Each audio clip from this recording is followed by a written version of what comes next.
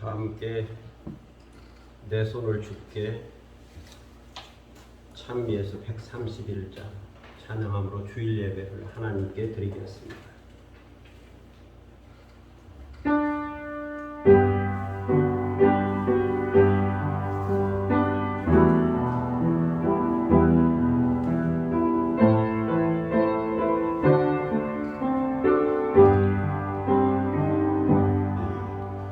내 손을 주께 높이 듭니다. 내 저녁 거두실 주님,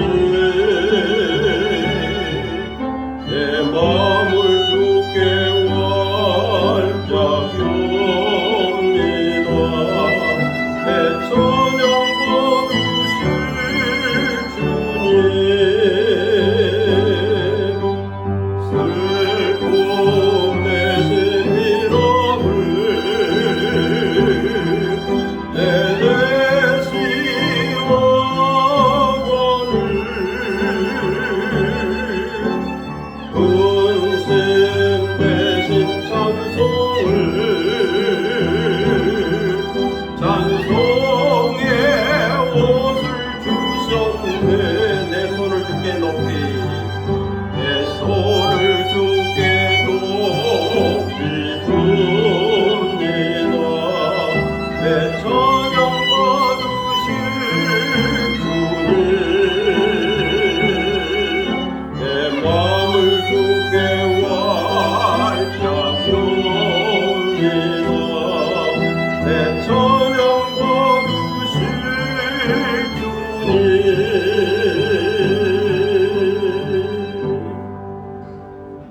하나님의 영이시니 예배하는 자가 신령과 진정으로 예배할지니라. 아멘.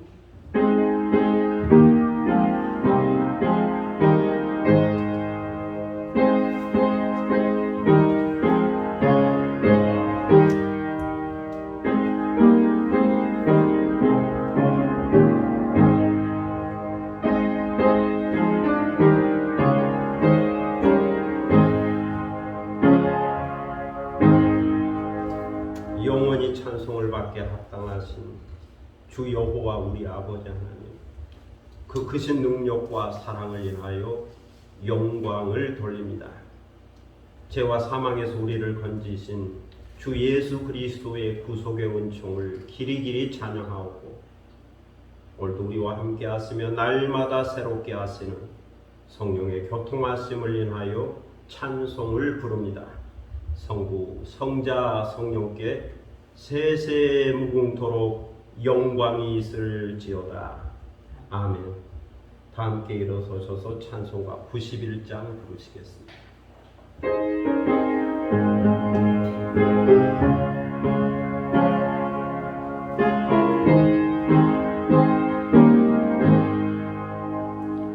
슬픔 많은 사람 예수 이름 믿으며 영원토록 변함없는 기쁜 마음 얻으래.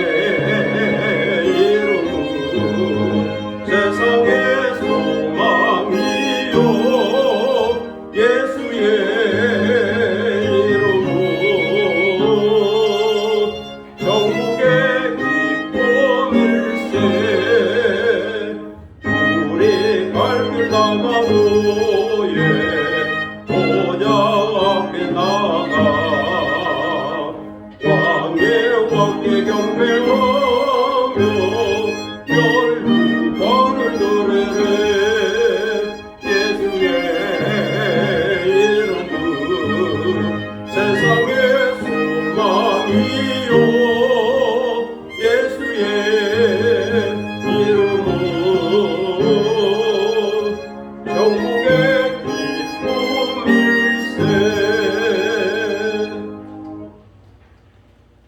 이 시간은 다 함께 참여하는 시간입니다.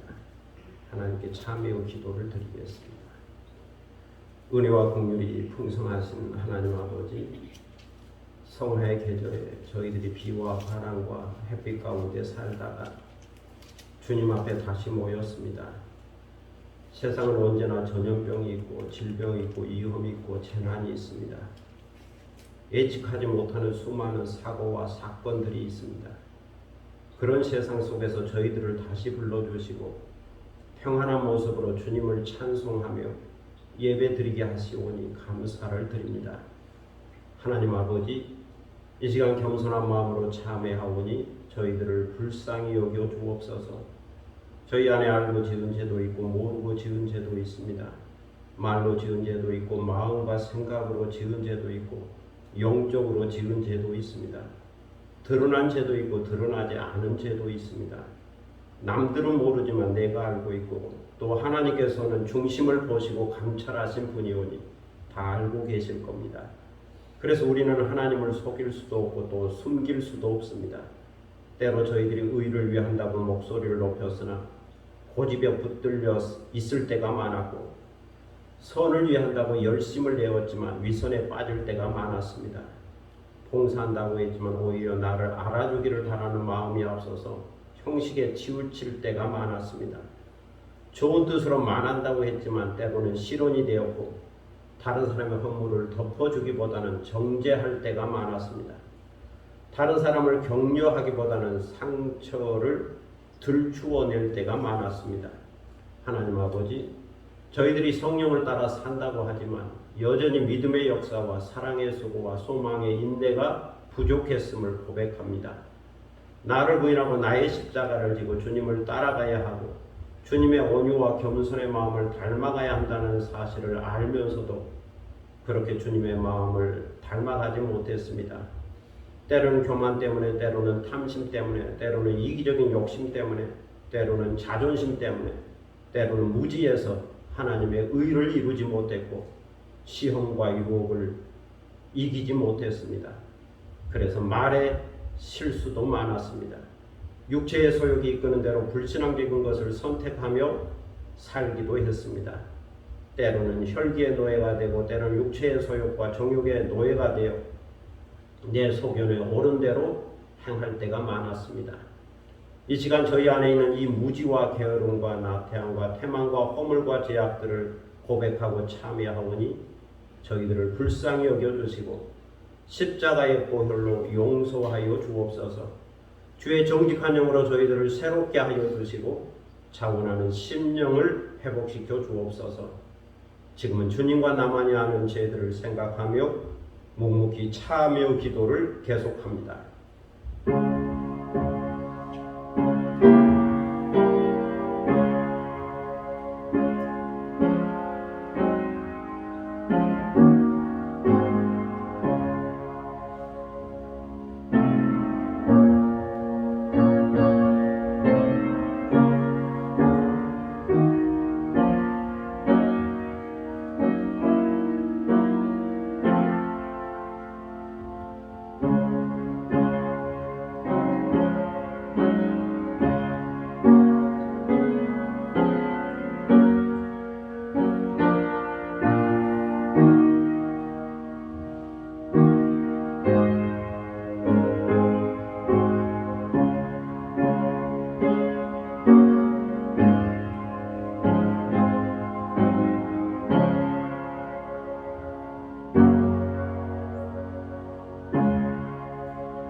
모든 사람이 죄를 범하였음에 하나님의 영광에 이르지 못하더니 그리스도 예수 안에 있는 구속으로 말미암아 하나님의 은혜로 값없이 의롭다 하심을 얻은 자 되었느니라.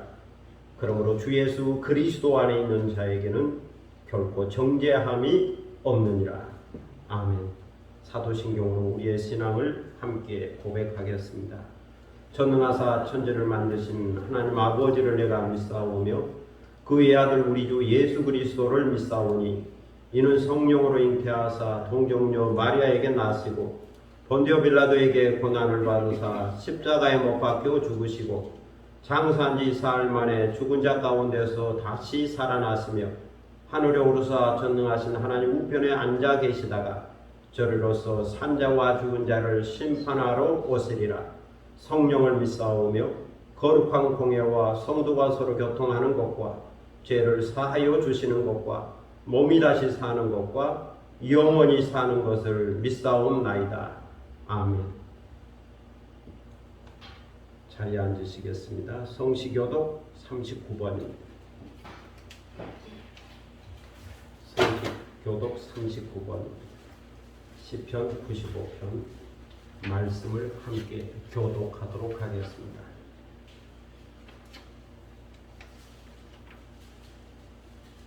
성시교독 39번입니다. 오라 우리가 여호와께 노래하며 우리가 감사함으로 그 앞에 나아가며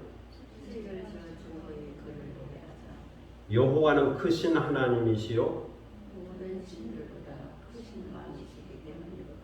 땅의 깊은 곳이 그의 손 안에 있으며 바다도 그의 것이라 그가 만드셨고 오라 우리가 굽혀 경배하며 그는 우리의 하나님이시요 우리는 그가 기르시는 백성이며 그의 손이 돌보시는 양이기 때문이라. 아멘. 찬송가 261장 부르시겠습니다.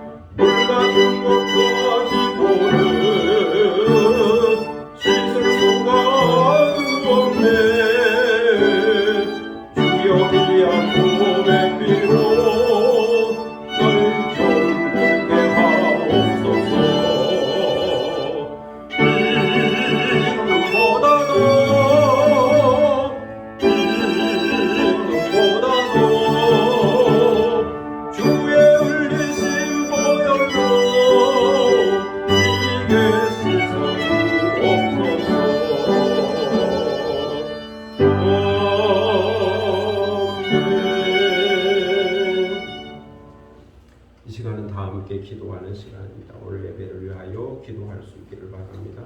경건한 마음을 예배드리고 성령의 임재와 충만함을 경험하고 내적인 변화와 확신을 갖는 시간 되기를 위하여 기도할 수 있기를 바랍니다. 또 교회와 나라와 민족과 선교를 위하여 중보 기도하시고 개인적인 기도 제목이 있을 겁니다. 가정과 자녀들과 일도와 산업과 기업과 또 새로운 계획과 꿈과 비전을 놓고 기도하겠습니다. 모든 것이 주의 은혜와 뜻과 섭리 가운데 이루어지고 성취되고 하나님께 영광이 되도록 위하여 기도하겠습니다. 자기 목소리가 자기 귀에 들릴 정도로 조용히 소리내어 함께 기도하겠습니다. 아브라함과 이삭과 야곱의 하나님, 삼자의 하나님 역사에 전능하시는 은혜를 감사합니다. 장맛비가 내리는 지난 한 주간 주께서 저희들을 지켜주시고 보호하여 주셨다. 다시 주님 앞에 나와 경건한 마음으로 예배드리게 하시오니 감사를 드립니다. 이 시간 마음과 뜻과 정성을 모아 예배합니다. 신령과 진정으로 예배합니다. 거룩한 산제사를 드립니다. 오직 보좌에 앉으신 분과 어린 양에게 영광과 존귀와 능력과 권세를 올려드립니다. 우리 예배를 받으시고 흠명하여 주시며 위로부터 내리시는 신령한 은혜를 경험하는 복된 시간이 되도록 인도하여 주옵소서. 성령을 사모합니다. 영접합니다. 모셔드립니다. 오셔서 좌명하여 주시고 저희를 다스리고 통치하여 주시기를 기도드립니다. 성령의 기름을 부어주시고 성령의 은사가 임하게 하시고 성령의 열매를 맺게 하시고 성령을 따라 살아가는 삶이 되도록 저희를 변화시켜 주옵소서. 인격과 마음을 변화시켜 주시고 무엇보다도 우리 주님 예수 그리스도의 마음, 온유와 겸손의 마음을 배울 수 있게 하시고 닮아가게 하시고 더욱 성숙한 인격의 사람이 되도록 인도하여 주옵소서.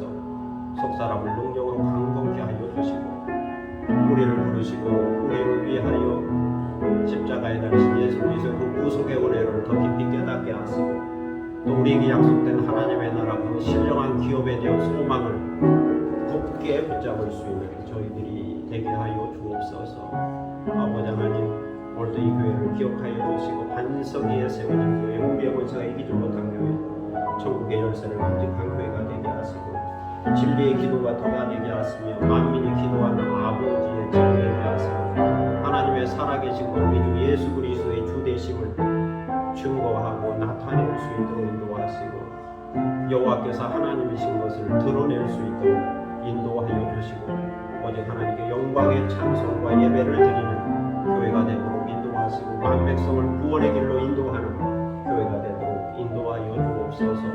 나라 민족 가운데도 함께 하시고 주께서 이 나라를 통치하시고 다스리시고 정치도 경제도 문화도 주관하여 주시고 이 땅이 복음화되도록 은총을 베풀어 주옵소서. 코로나19로 인하여 여전히 어렵고 그 창궐한 상황 속에서 많은 사람들이 힘들어하고 고통 가운데 있사오니 주께서 긍휼히 여기셔서 코로나19가 종결되게 하시고 또 우리가 극복할 수 있게 하시고 치유와 회복의 길로 나아갈 수 있도록 인도하여 주시기를 기도드립니다. 이러한 일련의 사건들을 통하여 여호와께서 하나님이심을 나타내고 드러낼 수 있게 하시고 만 백성이 알아갈 수 있도록 그 경선이 하나님을 경외할 수 있도록 인도하여 주옵소서. 오늘도 세계로 흩어진 성경 선교사들을 붙들어 주시고 강하게 하시고 성령의 충만함으로 함께하여 주셔서 그들의 필요를 채워주시고 또 그들이 가는 곳마다 복음의 문이 열리고 성교의 문이 열리고 주 예수 그리스도 복음이 전파되게 하여 주옵소서. 방글라데시 안누르 선교사님, 중국의 진선영 선교사님, 일본의 박연호 선교사님, 또 필리핀의 장동환 선교사님, 캐나다 이영렬 선교사님의 이름을 부르고 중보기도 하오니 오늘도 주께서 함께 하시고 새 힘과 능력을 더하시고 주의 복음을 전파할 수 있도록 인도하여 주옵소서. 미전도 종족 지역이 주께로 돌아오게 원합니다. 타문화권이 주께로 돌아오기를 원합니다. 해교권과 공산권과 불교권이 주께로 돌아오게 하시고 회개하는 심령마다 주의 은혜의 해가 비치는 역사하여 주옵소서. 세계 도처의 기근과 지진과 테러와 전쟁과 또 전염병과 그리고 민주화와 다양한 사건들로 인하여 고통당하고 있사오니 주여 불쌍히 여기시고 그들에게도 치유와 회복이 있게 하시고 민주화의 길이 열리게 하시고 인권이 회복되게 하시고 자유와 또 정의와 평화가 정착될 수 있도록 인도하시고 그리스도의 나라 그리스도의 복음이 전파되도록 인도하여 주옵소서. 오늘도 개인적인 기도 제목을 가지고 나왔습니다. 주께 간구합니다. 우리의 가정과 자녀들과 일도와 삶과 기업과 하는 모든 일들을 기억하여 주시고 주의 은혜 가운데 평안하게 하시고 건강하게 하시고 자유하게 하시고 큰 꿈과 비전을 갖고 나아가게 하시고 주의 섭리와 경륜과 함께 하심으로 인하여 응답되어지게 하시고 비전이 이루어지게 하시고 꿈이 이루어지게 하시고 또 우리의 기도가 응답되어지도록 역사하여 주시고 여호와의 선하심을 맛보아 경험하며 사는 체험적 신앙이 되도록 인도하여 주옵소서.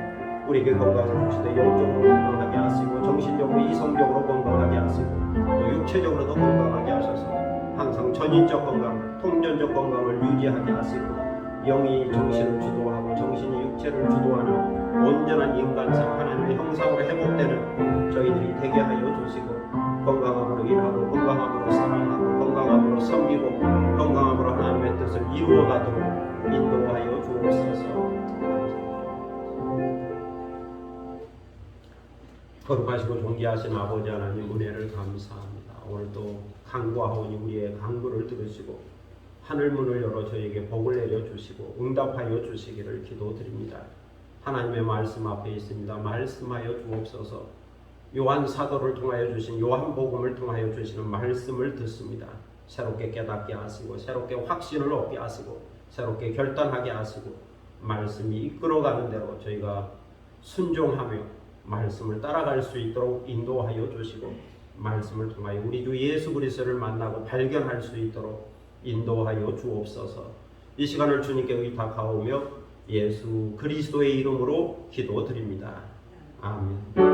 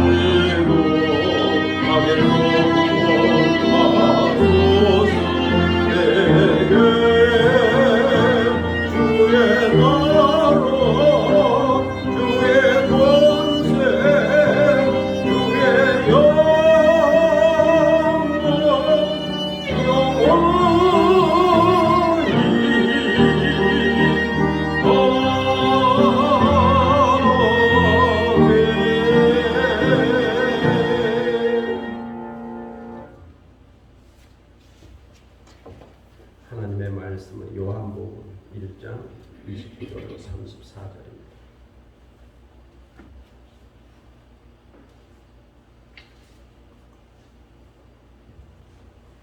요한복음 1장 29절로 34절입니다. 신약성경 142면 되겠습니다. 요한복음 1장 29절로 34절입니다. 이 계시의 말씀을 받들어 읽을 때에 살아계시는 하나님의 음성을 듣는 시간이 되시기를 바랍니다. 이튿날 요한이 예수께서 자기에게 나오심을 보고 이르되 보라 세상 죄를 지고 가는 하나님의 어린 양이로다. 내가 전에 말하기를 내 뒤에 오는 사람이 있는데 나보다 앞선 것은 그가 나보다 먼저 계심이라 한 것이 이 사람을 가리킴이라. 나도 그를 알지 못하였으나 내가 와서 물로 세례를 베푸는 것은 그를 이스라엘에 나타내려 함이라 하니라. 요한이 또 증언하여 이르되 내가 보매 성령이 비둘기같이 하늘로부터 내려와서 그의 위에 머물렀더라. 나도 그를 알지 못하였으나 나를 보내어 물로 세례를 베풀라 하신 그이가 나에게 말씀하시되 성령이 내려서 누구 위에든지 머무는 것을 보거든 그가 곧 성령으로 세례를 베푸는 이인 줄 알라 하셨기에 내가 보고 그가 하나님의 아들이심을 증언하였노라 하니라. 아멘. 찬양하겠습니다. 오늘 합창곡을 하겠습니다. 어린 양을 보라 한번 해보겠습니다.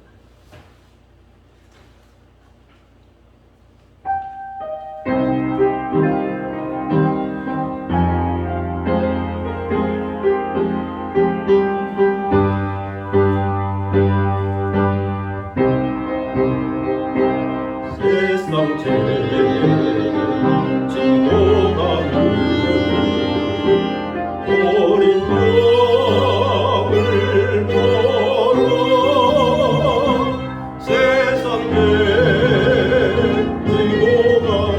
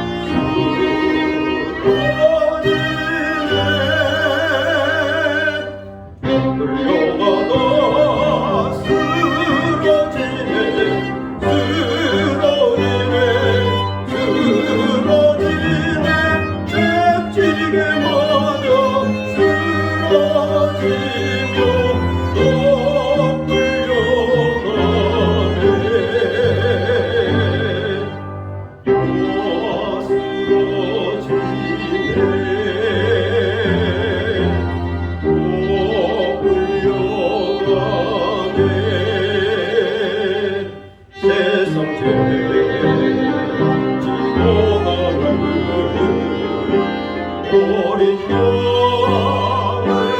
어린 양을 보러 세상 돼지고 가는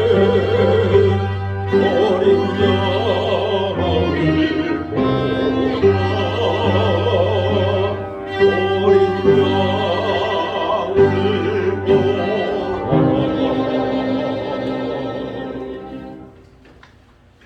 네, 감사합니다. 수고하셨습니다. 다들 수고하셨습니다.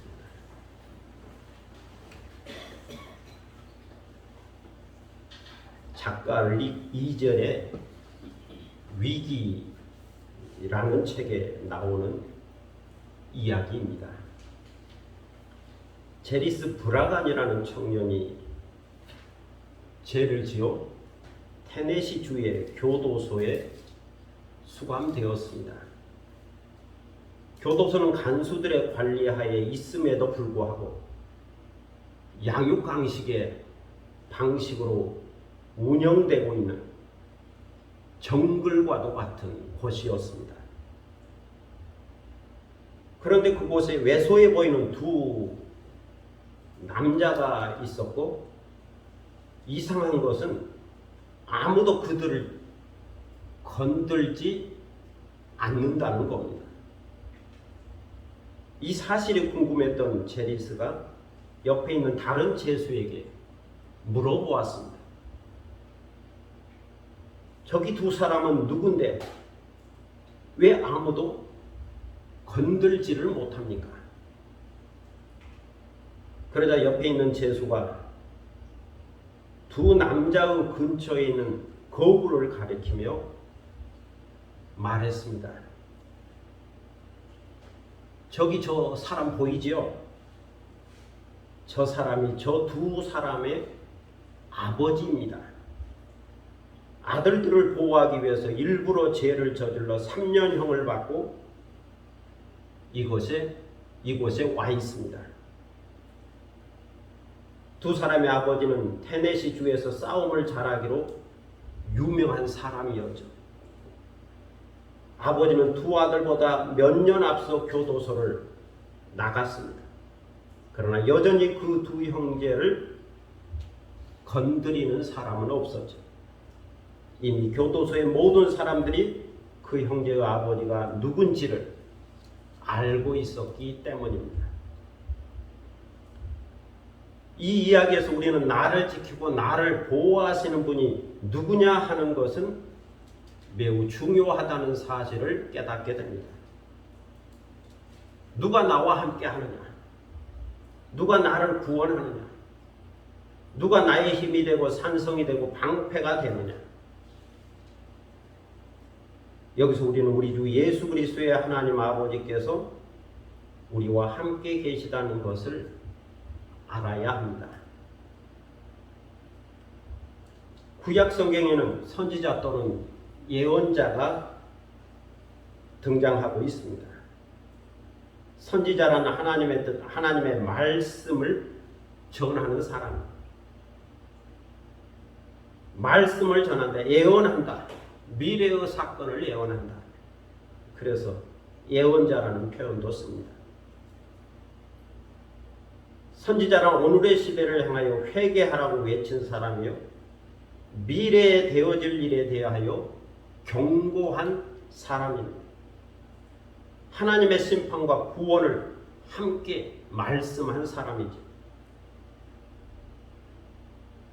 그런데 이런 선지자의 가장 중요한 특징은, 가장 큰 특징은 메시아에 대한 예언에 있었습니다. 때가 되면 메시아가 오실 것이고 그 메시아가 와서 너희를 구원해 주실 것이다. 이처럼 미래에 대한 소망과 약속과 비전을 예언한 사람이 구약의 선지자요 또 예언자라고 말할 수 있습니다. 이런 맥락에서 볼 때 선지자 중에 선지자, 가장 큰 선지자는 메시아의 환상을 보고 가장 명확하게 예언한 사람이라고 말할 수 있습니다. 그들이 바로 이사야요, 예레미야요, 에스겔과 같은 선지자들이었죠. 이런 관점을 갖고 세례 요한을 바라보면 세례 요한이 어떤 사람인지를 알 수가 있습니다. 세례 요한은 기울어져가는 한 시대의 마지막 예언자입니다. 밤과 새벽이 교차되는 광야에서 마지막으로 외치는 의의 소리요, 빈들에서 외치는 광야의 소리입니다.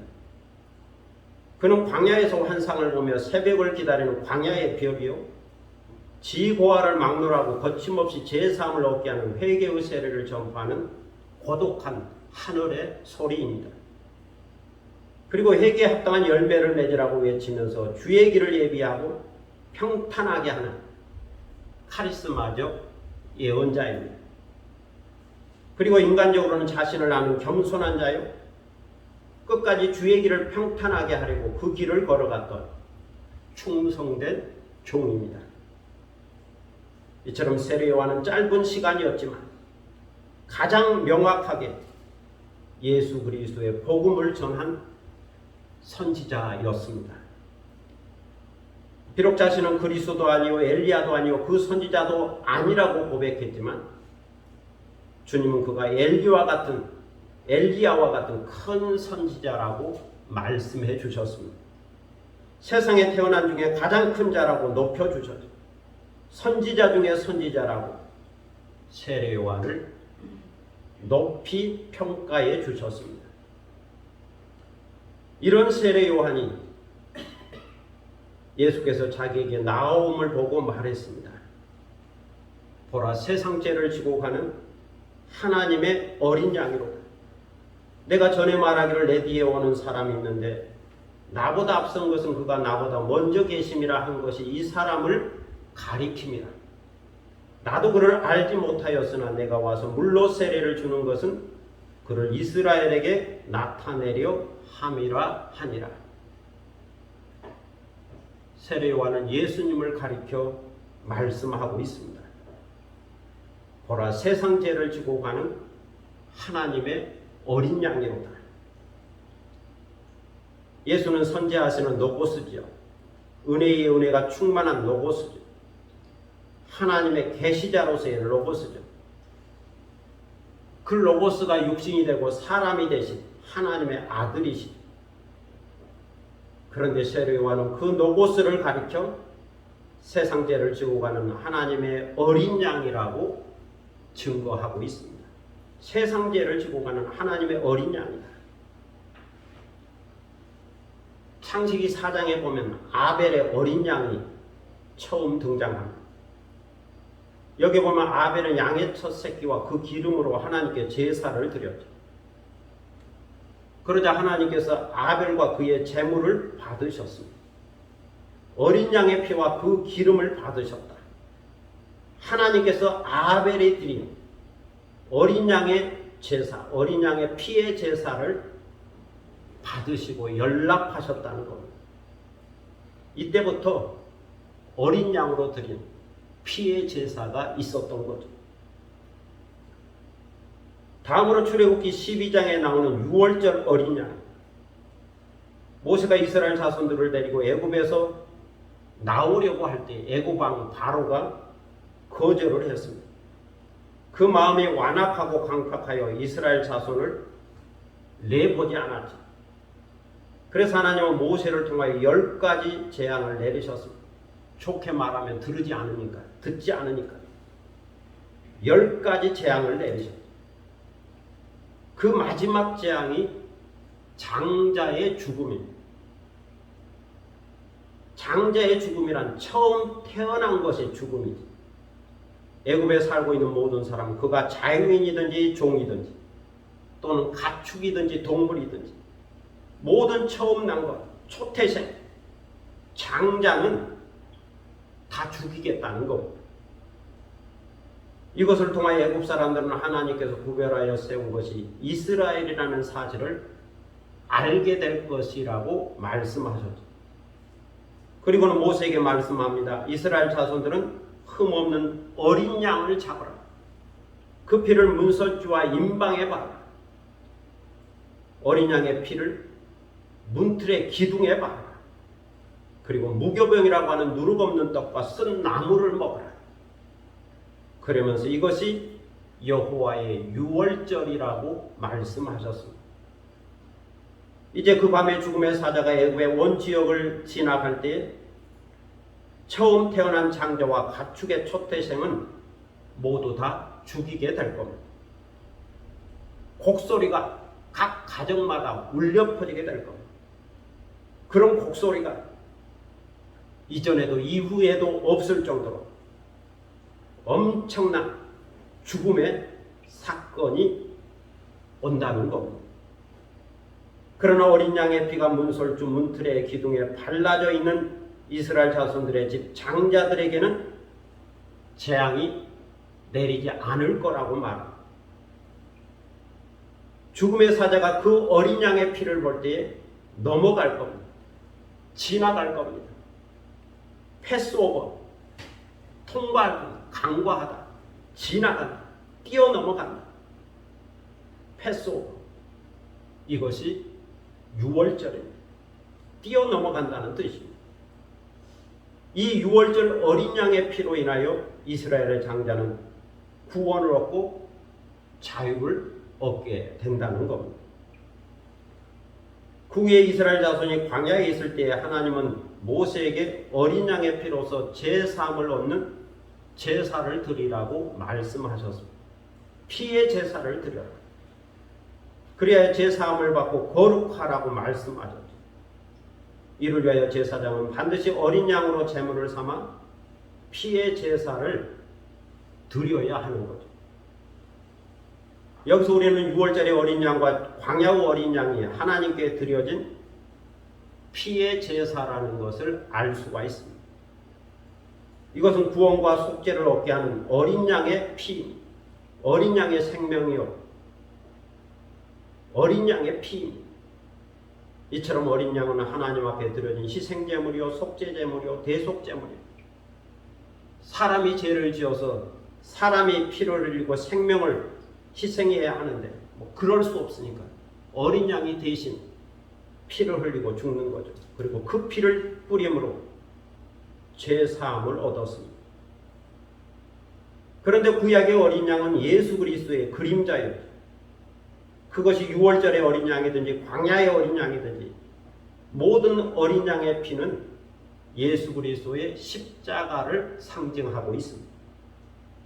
그러므로 세상 죄를 지고 가는 하나님의 어린 양은 십자가에서 자신을 희생하신 예수 그리스도를 가리키고 있습니다. 히브리서를 보면 모세의 율법에 의한 피의 제사가 실패했다라고 해석합니다. 실패했다. 아론의 자손 제사장이 드리는 피의 제사가 온전한 속죄를 이룰 수 없었다는 것. 구약의 제사장들이 여러 번 반복해서 어린 양의 피로서 제사를 드렸지만 이것은 온전한 속죄가 아니었다는 겁니다. 황소와 염소와 어린 양의 피가 죄를 없이 하지 못했다. 왜냐하면 그것은 그림자였기 때문이다. 그런데 하나님의 아들의 영원한 대제사장이신 예수 그리스도께서 새 언약의 중보자로서 자신의 피를 하나님의 신령한 지성소에 단번에 드림으로써 온전한 속죄를 이루셨다는 겁니다. 이것은 예수 그리스도께서 단 한 번에 드린 피의 제사였지만 온전함과 의와 거룩함을 얻기에 충분한 사건이었습니다. 한 번 죽는 것은 사람에게 정해진 것이요 그 후에는 심판이 있습니다. 반드시 심판이죠. 죽음의 심판성이 있는 거죠. 그러나 예수 그리스도 안에서 그의 피를 의지하여 하나님의 신령한 지성소에 들어가는 그리스도인은 온전한 속죄함과 구원을 얻게 됩니다. 예수 그리스도의 피를 의지하여 신령한 성소에 들어갈 담력을 얻게 되는 거죠. 이것을 전제하고서 히브리서 저자는 말합니다. 그러므로 이제는 예수 그리스도 안에서 온전한 속죄를 얻었으니 참마음과 온전한 믿음으로 하나님께 나아가자. 믿는 도리의 소망을 움직이지 말고 굳게 잡자. 서로 돌아봐 사랑과 선행을 격려하자. 이렇게 권면합니다. 이제는 이 기쁨과 담대함과 인내와 견딤의 믿음을 가지고 살아야 한다라고 권면합니다. 오직 의인은 믿음으로 말미암아 살리라는 말씀처럼 이제는 뒤로 물러나지 말고 이 믿음으로 살아야 한다라고 권면합니다. 왜냐하면 우리는 오직 영혼을 구원함에 이르는 믿음을 가진 자이기 때문입니다. 히브리서는 이렇게 예수 그리스도의 속죄 사역을 증거하고 있습니다. 오늘 성경 보면 세례 요한은 예수 그리스도를 향하여 말씀하죠. 보라 세상 죄를 지고 가는 하나님의 어린 양이로다. 예수 그리스도는 세상 죄를 지고 가는 하나님의 어린 양이다.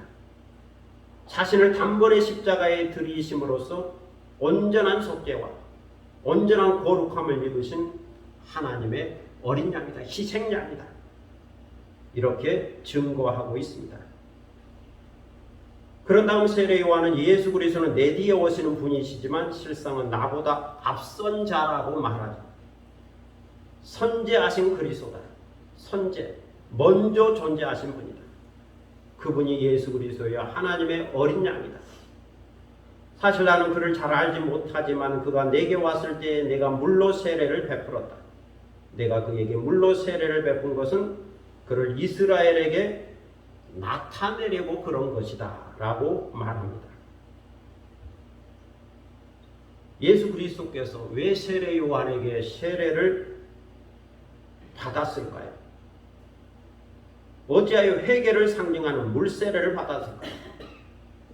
예수님은 죄가 없으신 분인데 다른 것은 다 사랑과 같지만 다른 것이 있다면 그건 죄가 없는 분인데 어찌하여 회개를 상징하는 물세례를 세례 요한에게 받은 걸까요? 이것은 초대교회에서 매우 중요한 신학적인 질문이었습니다. 그러므로 이것은 신학적으로 어떻게 해서든지 대답을 해주어야 하고 정리해야 할 문제 중에 하나였죠. 이 문제에 대한 마태복음은 예수님이 세례를 받은 것은 죄의 고백이 아니라 하나님의 의를 이루는 것이라고 대답해 주었습니다. 마태는 하나님의 의를 이루는 것이다 라고 대답했죠. 하나님의 거룩한 뜻을 이루려고 하는 것이다. 어떤 이는 여기에 예수님의 겸손이 있다고 말합니다. 또 어떤 이는 여기에 예수님의 의식적인 결단 행위가 있다라고 말합니다. 예수님은 세례 요한이 전파한 회개 외침을 인정했고 그 세례야말로 하나님의 종말론적 사건이라고 이해했습니다. 세례 요한이 하나님의 선지자로서 하나님의 뜻을 이루고 있다고 하는 것을 이해한 거죠.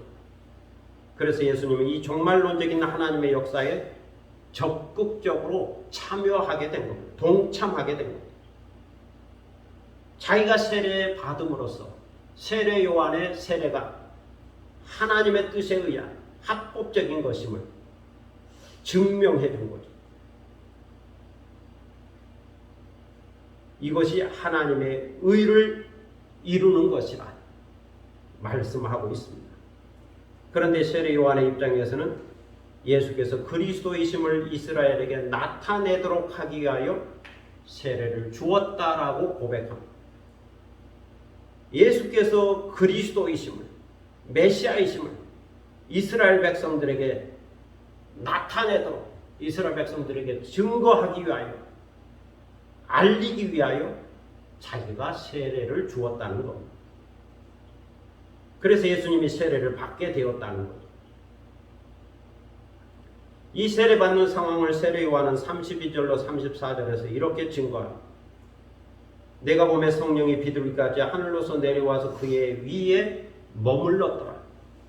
나도 그를 알지 못하여서는 나를 보내어 물로 세례를 주라 하신 그이가 나에게 말씀하시되 성령이 내려서 누구 위에든지 머무는 것을 보거든 그가 곧 성령으로 세례를 주는 이인 줄 알라 하셨기에 내가 보고 그가 하나님의 아들이심을 증거하여노라. 이 말씀처럼 세례 요한은 하나님의 계시를 받았습니다. 성령이 비둘기같이 하늘로부터 내려와서 예수 그리스도 위에 머무는 것을 보았습니다. 그래서 요한은 계시를 받은 대로 예수께서 성령으로 세례를 주신 분이요 그리스도임을 알게 된 거죠. 하나님의 아들이라는 것을 알게 된 거죠. 세례 요한은 그 환상을 보고 그것이 성령의 역사라고 해석하면서 하나님의 말씀이 여기서 이루어졌다고, 여기서 응답되었다라고 확신하게 된 겁니다. 여기 보면 성령이 비둘기같이 하늘로부터라는 말씀이 있습니다. 성령이 비둘기같이 하늘로부터. 왜 성령을 표현하면서 비둘기가 등장하는 걸까요? 성령이 비둘기같이. 왜 비둘기라고 하는 상징을 사용한 걸까요? 비둘기는 온유함과 깨끗함과 순결함과 부드러움과 평화의 이미지가 있습니다. 또 비둘기의 눈은 직선적이기에 직선적인 사랑의 이미지도 있습니다. 비둘기 눈을 가진 자는 변심하지 않는다는 거죠. 견누질하지 않는다. 직선적인 사랑을 한다는 거죠. 온유함과 깨끗함과 순결함과 부드러움과 평화. 비둘기가 이것을 상징하기 때문에 성령을 비둘기에 비유한 거죠. 부드러움과 순결을 의미하는 비둘기가 성령을 상징한다는 겁니다. 그래서 성령이 비둘기같이 하늘로부터 내려와서 그의 위에 머물면 그가 성령으로 세례를 베푸는 분임을 알라라는 겁니다. 비둘기같이, 성령이 비둘기같이, 성령이 온유함으로, 깨끗함으로, 순결함으로, 부드러움으로, 평안으로 성령이 그렇게 임한다는 겁니다. 그래서 세례 요한은 자신이 직접 보고 직접 경험한 후에 예수 그리스도가 하나님의 아들이라는 사실을 증언했습니다. 비록 자기가 세례를 베풀었지만 그는 진실로 하나님의 아들이었다라고 증언했습니다. 강용우 박사는 우리나라 최초의 시각장애인 박사입니다. 그리고 그는 2001년부터 2009년까지 미국 정부의 정책 차관보를 역임했습니다. 강용우 박사는 그의 책 내 눈에는 희망만 보였다 해서 이런 고백을 하고 있습니다. 책 제목이 재미가 있습니다. 내 눈에는 희망만 보여. 시각장애자가 이 책을 쓴 겁니다. 시각장애자가 하는 말입니다. 내 눈에는 희망만 보였다. 정상적인 눈을 갖고 있는 사람들 희망을 보지 못하는 거예요. 시각장애자가 자기 눈에는 희망만 보였다. 이런 책 제목인데 그 책에서 고백한 이야기입니다. 인터뷰도 없이 비자까지 받았는데 이번에는 종합 진찰이 말썽이었습니다. 진찰서 소견에 해외여행에는 지장 없음이라고 써야 하는데 의사가 곤란하다는 투로 말했습니다. 눈이 안 보이는데 지장이 없다는 게 말이 되어야 말이죠. 시각장애자니까 해외여행한다는 게 쉽지 않았다 하는 이야기입니다. 의사도 참 곤란했다 하는 이야기입니다. 그 순간 저는 재치를 발휘했습니다. 그러면 시각장애 외에는 아무 지장이 없다고 써주십시오. 지혜로운 말입니다. 시각장애 외에는 아무 지장이 없다고 써주십시오. 그렇게 해서 험난하고 힘들었던 미국 유학이 시작되었습니다. 처음부터 제가 장애인의 인권이나 복지를 위해서 불평등한 법과 싸우고자 한 것은 아니었습니다. 맨 처음에는 그저 제 꿈을 이루기 위하여 싸웠습니다. 세월이 흐르고 한참 후에야 하나님께서 저를 통하여 한국의 장애인들을 위해 크게 역사하셨다고 하는 사실을 알게 되었습니다. 제가 아무리 영어 실력이 뛰어나더라도 처음 외국에 나와서 공부한다고 하는 것은 쉬운 일이 아니었습니다. 양손에 가방 하나씩 들고 단돈 $200를 주머니에 넣은 채 아내와 단둘이 미국에 도착했을 때는 약간의 두려움도 있었습니다. 하지만 그때도 저는 굳게 믿었지. 하나님께서 저를 통하여 하나님의 위대하심을 드러내실 거라는 사실을 굳게 믿었습니다. 하나님께서는 저의 믿음을 저버리지 않으셨죠. 항상 제가 필요할 때 구원의 손길을 보내주셨고 인간 천사들을 만나게 하셨습니다.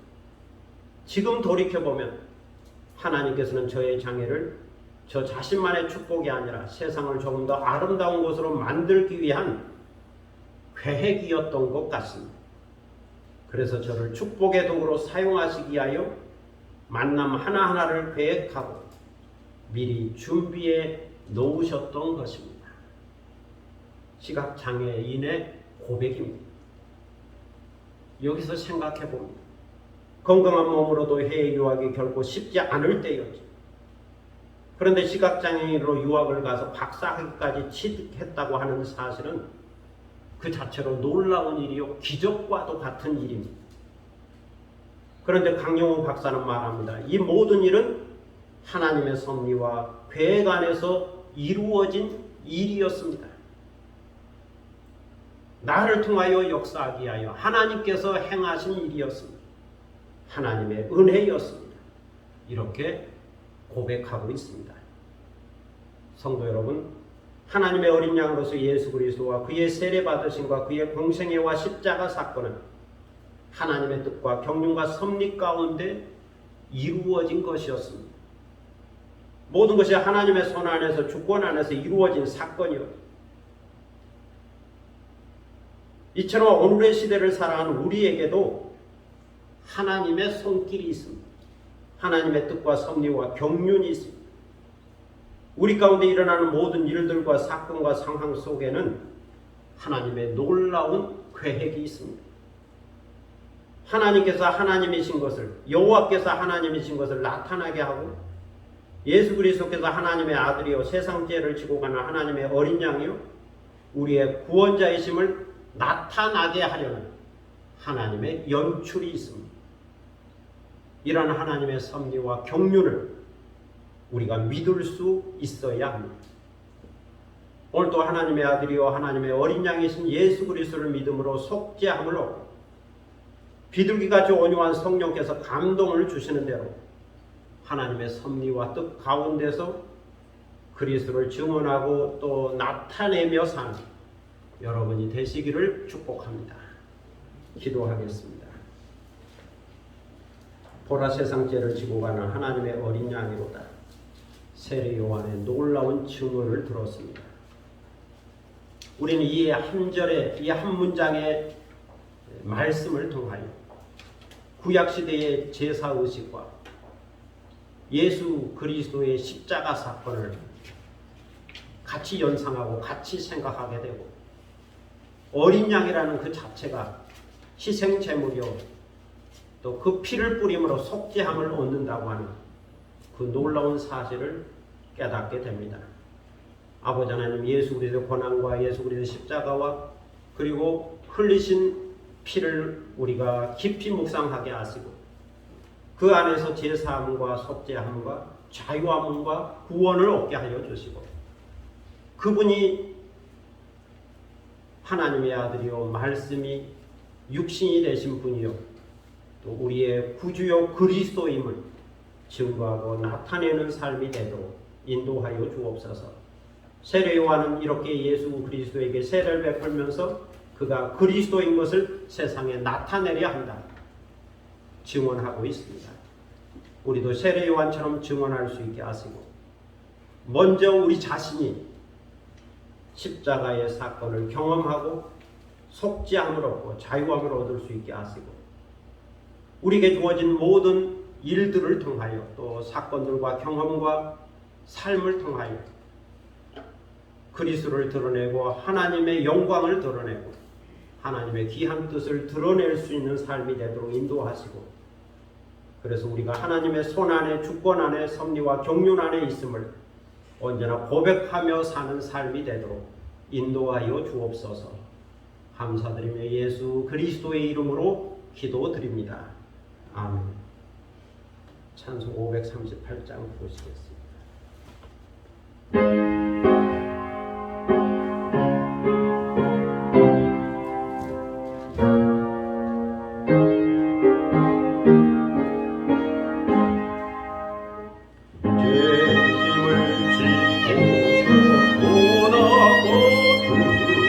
내 마음속에 주영역하며 새 사람 되게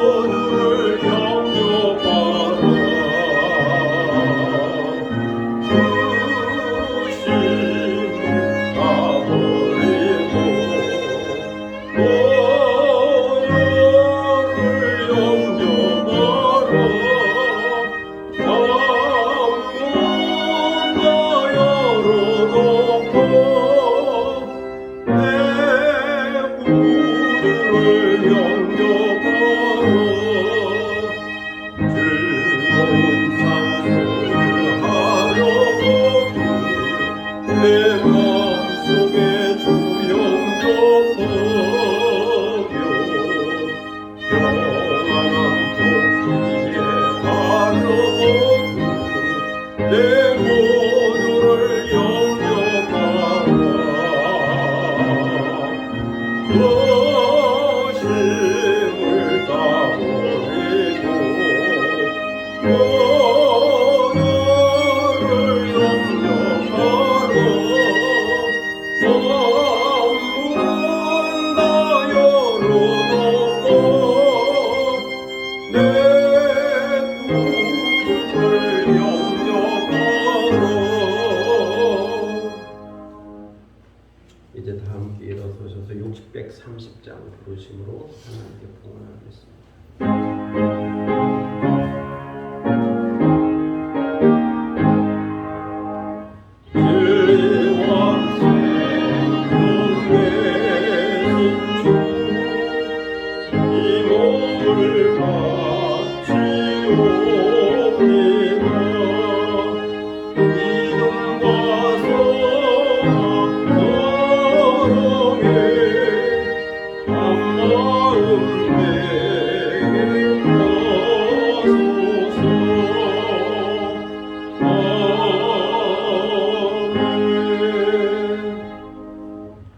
봉헌기도 드리겠습니다.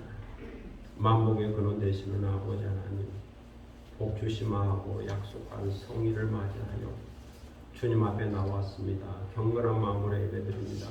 예배드리는 중에 귀한 예물을 드립니다. 주일헌금을 드립니다. 우리 마음의 뜻과 정성을 모아드립니다. 여기에 우리 기도 제목이 있습니다. 소망이 있습니다. 소원이 있습니다. 또 감사가 있고 사랑의 고백이 있고 충성과 헌신의 고백이 있습니다. 이 마음과 함께 이 예물을 주께 드리오니 주여 받으시고 품양하여 주시며 주님 앞에 올려지는 향기로운 예물이 되게 하시고 오늘 드리는 우리의 예배를 더욱더 값지게 하고 또 소중하게 하고 아름답게 하는 예물이 되도록 인도하여 주옵소서. 드리는 손길을 기억하셔서 하늘의 복과 땅의 복을 더하시고 항상 영적으로 육적으로 부족함이 없게 하시고 넉넉하게 하시고 충만함과 감사함과 기쁨의 삶을 살게 하시고 또 하나님의 영광을 나타내고 드러내며 사는 삶이 되도록 인도하여 주옵소서. 감사드리며 예수 그리스도의 이름으로 봉헌기도 드립니다. 아멘. 자리에 앉으시겠습니다. 교회 소식 시간입니다. 옆에 계신 분과 또 앞에 계신 분과 함께 인사를 나눌 수 있기를 바랍니다. 교회 오신 것을 환영합니다. 감사합니다. 청포도가 익어가는 성화의 계절 7월 둘째 주일입니다. 주님의 은혜와 평안과 건강이 늘 함께 하시기를 바랍니다. 코로나19 갑자기 또 확진자가 늘었다고 하는 이야기를 듣습니다.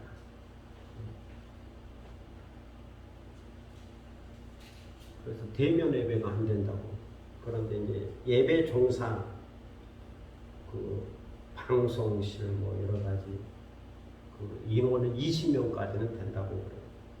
우리는 관계가 없습니다. 숫자가 적어서. 그래서 저희는 계속 대면 예배도 드리고 비대면 웹엑스 동영상도 찍도록 하겠습니다. 사회적 거리두고 마스크를 계속 착용해야 하겠습니다. 학교도 제가 이제 동화 중학교 가게 됐는데 지난주에 한번 갔고요. 이제 이번 주에 수요일 예배 드리고 또 성경도 가르쳐야 되는데 수요일부터는 학생들도 학교 안 오고 다 온라인으로 한다고 그러고 예배는 생략되고 수업만 동영상으로 찍어서 좀 보내달라고 하는 이야기를 들었습니다. 그리고 방학한다고 그래요. 1학기는 이렇게 끝나는 것 같습니다. 학생들은. 그리고 2학기도 좀 와서 도와줬으면 좋겠다 하는 그 교장 선생님의 이야기가 있어서 2학기가 개학하면 또 그때 상황에 맞게 동아중학교에 가서 예배 설교도 하고 또 성경도 가르치게 되겠습니다. 위에서 기도해 주시기 바랍니다.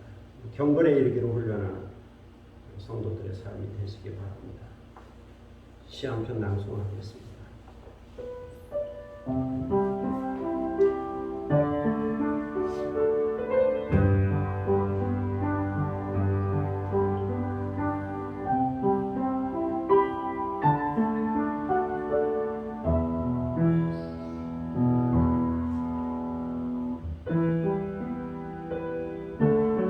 장맛비와 햇빛 사이에서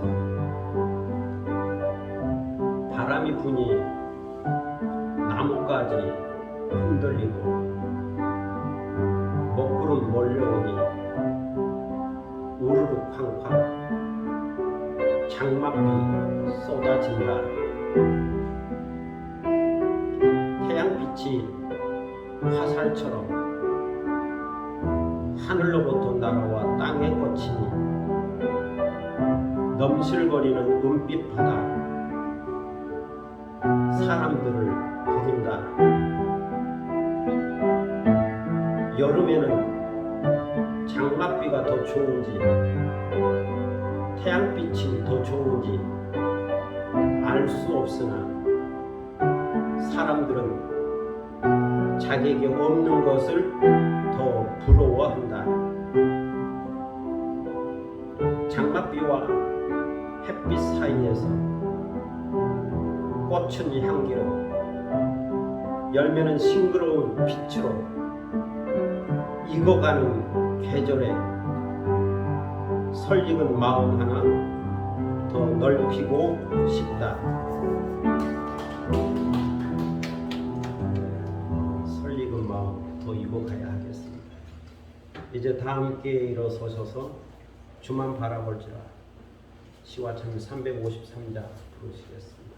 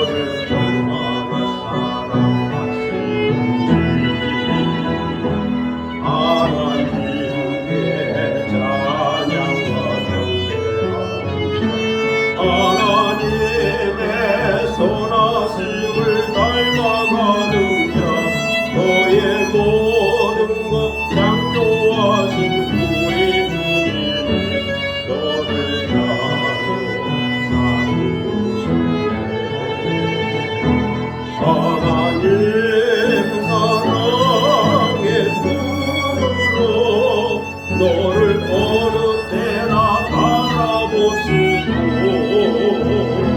하나님의 향기로서 언제나 너에게 교례시니 어둠의 밝은 빛을 비춰주시고 너의 작은 시름에도 넘어지니 너는 어느 곳에 있든지 주를 향하고 그만 바라볼지로 하나님 사랑의 눈으로 너를 어느 때나 바라보시고 하나님의 향기로서 언제나 너에게 기울이시니 어둠의 밝은 빛을 비춰주시고 너의 작은 신음에도 응답하시니 어느 곳에 있든지 주를 향하고 그만 바라볼지라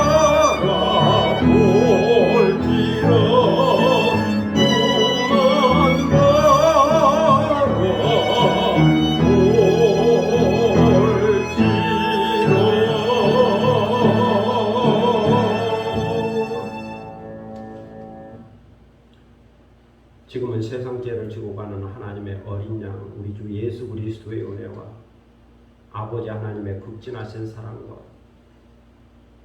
보혜사 성령의 감동 감화와 교통하심과 충만케 하심이 요한의 증언을 통하여 세상 죄를 지고 가는 하나님의 어린 양 우리 주 예수 그리스도를 알게 하시고 그분이 하나님의 아들이요 또 노고스가 사람이 되신 분이요 그리고 십자가에서 우리를 속죄하게 하여 피를 흘리신 분이라 이렇게 믿고 그 예수 그리스도를 영접하고 그 예수 그리스도의 정신을 가지고 가치관을 가지고 주어진 생을 밝게 살아가기를 원하는 그리고 충분히 행복한 존재로 살기를 원하는 사랑하는 모든 믿음의 권속들 머리 위에와 그리고 이 교회 위에 지금부터 영원토록 함께 하시기를 간절히 축원하옵나이다. 아멘.